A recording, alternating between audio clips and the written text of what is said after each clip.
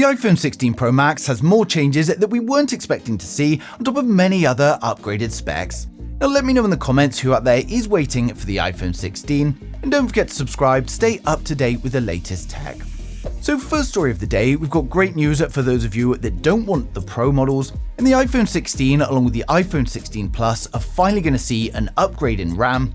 A new report states that Apple want to streamline the iPhone 16 lineup, and they're going to be delivering 8GB of RAM on the non-Pro models, as well as Wi-Fi 6E. And while it may seem like a crazy move to have the same amount of memory as the Pro models, it is going to make for a much better experience in the ecosystem as a whole.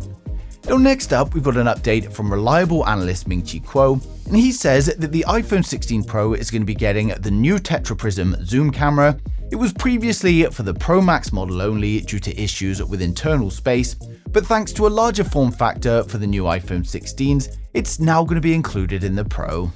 Now for those of you that haven't heard yet, the iPhone 16 Pro is now going to have a 6.3-inch display instead of last year's 6.1 inches.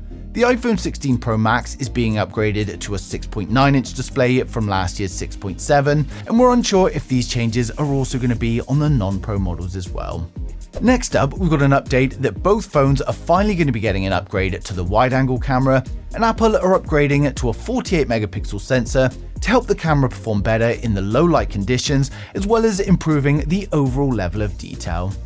Now next up, we've got a report that says the iPhone 16 Pro models could be launching with unified volume buttons as well as flush capacitive capture buttons. Now it's important to note that this report states it's just a prototype of the design, but just because there's a prototype, it doesn't mean it's going to make it to the final consumer model. And actually, in fact, we had these exact same rumors about the iPhone 15 early on, and it just never happened. Now when it comes to the volume rockers, to be honest, I don't really care either way, as it's not really a huge change, but we're getting a lot of reports about this new capture button for photography, so it's now looking a lot more likely to happen. If that wasn't enough change for you, we've got even more reports that Apple will be changing the design of the iPhone 16 Pro models, and they're going with a punch hole camera design instead of the camera plus the Face ID sensor we've been seeing for the past couple of years. Now there's not much information on the sensors just yet, but a few sources are now agreeing that this could be the case. My assumption is that the camera is going to be the punch hole camera, and maybe they're going to be using an under-display Face ID sensor, and I would also assume that the dynamic island is still going to be part of the phone, but maybe the user could have a choice to turn it on or off. Now I've created these renders here to give you guys a good look at what the iPhone could look like with a punch hole instead of the dynamic island. Now for those of you excited for the iPhone 16 series, we're now going to run through the full specs, design and the pricing to help you guys decide which one is right for you. For my regular viewers, you guys have seen this, so just skip to the next video, but if you're new here, then hit subscribe now and we'll get right into it.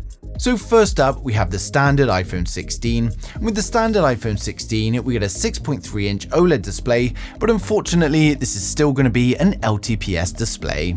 The iPhone 16 is going to have a taller aspect ratio than last year, and it's going to be protected by Ceramic Shield 2. We get the new dynamic island, which covers up the 12-megapixel selfie camera and Face ID sensors. And then on the rear, we've got a 12-megapixel primary camera and a 12-megapixel ultra-wide. It's powered by the A18 chipset, and it's likely coming with 6GB of RAM and up to 512GB of storage.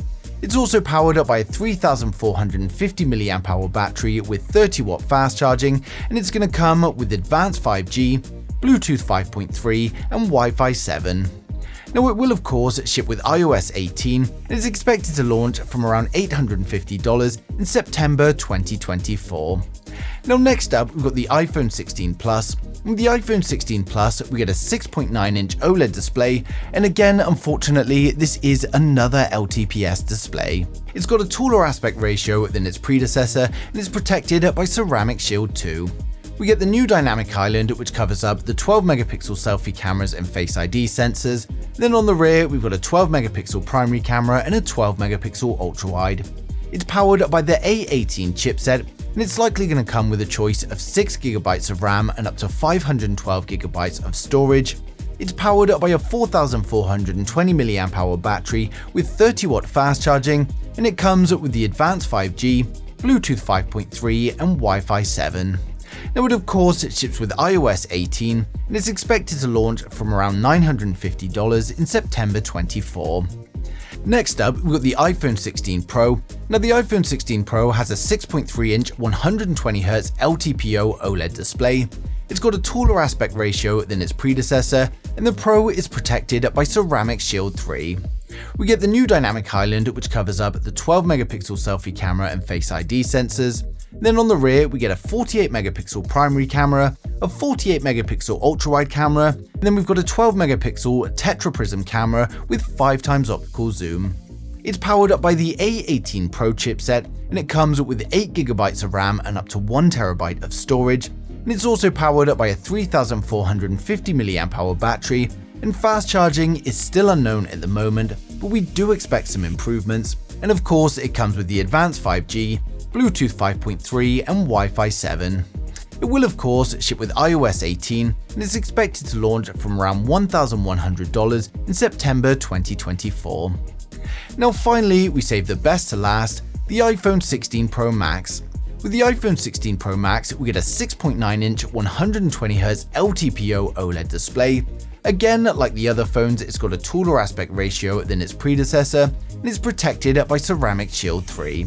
We get the Dynamic Island, which covers up the 12-megapixel selfie cameras and Face ID sensors. And then on the rear, we've got a 48-megapixel primary camera, a 48-megapixel ultra-wide, and a 12-megapixel tetraprism camera with 5x optical zoom.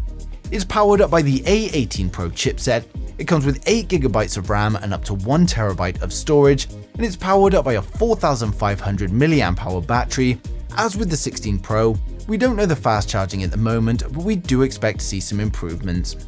Now it comes with the advanced 5G, Bluetooth 5.3 and Wi-Fi 7, and it will of course ship with iOS 18, and this one's expected to launch around $1,300 in September 24. So overall, the iPhone 16 series is looking like a great new addition, offering plenty of upgrades to the specs and a slightly new design. With everyone working towards AI inclusion on their phones, I imagine Apple is also going to be doing the same and offering more functions via Siri, as well as more image processing using things like AI generative fill. Now of course, the new chipset is also going to bring a lot more power as well as efficiency for the battery life, and I think all in all, it's going to be a great iPhone. Of course, given its similarities to the predecessor, it's probably not going to be worth anyone with an iPhone 15 rushing for an upgrade, but for anyone with an older iPhone or looking to get their first iPhone, then it's going to be a great choice. Now of course, we're still quite a way away from the official launch, but as soon as any information comes in, I'm going to be sharing it straight away, so make sure you subscribe so you don't miss a thing in the future.